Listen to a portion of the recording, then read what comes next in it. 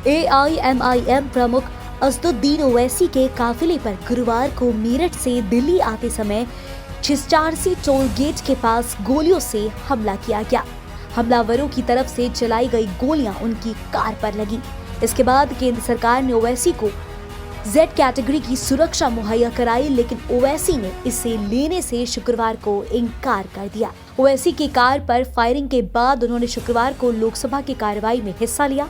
सांसद ओवैसी ने लोकसभा में खुद पर हुए हमले को लेकर कई बात कही।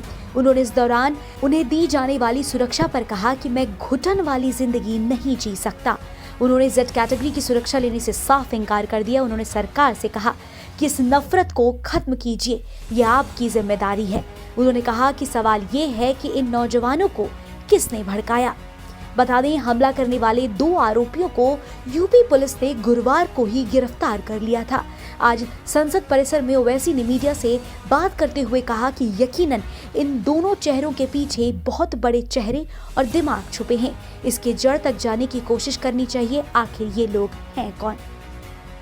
यकीनन इसमें बहुत बड़े चेहरे हैं, दिमाग है, और अगर यूपी पुलिस या मोदी सरकार उन 2 पर अपनी इन्वेस्टिगेशन रोकती है तो ये बड़ी गलत बात होगी, नाइंसाफी की बात होगी। अगर इसके जड़ तक आप जाएंगे तो यकीनन वो तमाम चेहरे बेनकाब होंगे और आप रोकेंगे, किसी की जान बचाएंगे आप।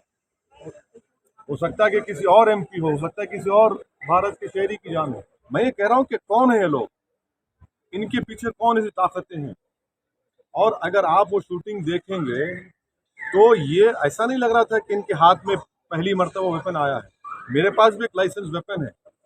जिस तरीके से वो पकड़ रहे थे, जिस तरह से उनका हाथ का मूवमेंट था, चलते हुए मार रहे थे, उससे कोई भी आपको बैलिस्टिक एक्सपर्ट कहेगा कि वो बाज़ाब्ता उस हथियार को इस्तेमाल करना बेहतरीन तरीके से जानते थे।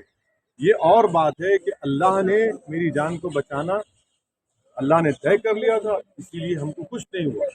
मगर ये ज़हनियत के लोग हैं। रेडिकलाइजेशन की वजह से गांधी की मौत हुई, रेडिकलाइजेशन की वजह से भारत के 2 प्रधानमंत्रियों की मौत हुई, रेडिकलाइजेशन की वजह से भारत के कई मुख्यमंत्रियों के बड़े बड़े पॉलिटिशियंस की मौत हुई है। इस रेडिकलाइजेशन को आप देखिए।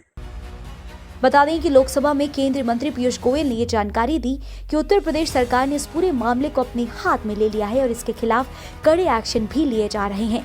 AIMIM प्रमुख ने 10 फरवरी से शुरू हो रहे उत्तर प्रदेश चुनाव के प्रचार के दौरान मेरठ में एक जनसभा को संबोधित किया था। उत्तर प्रदेश के पश्चिमी हिस्से में 7 चरणों में होने वाले पहले चुनाव में 10 फरवरी को मतदान होगा। IANS report.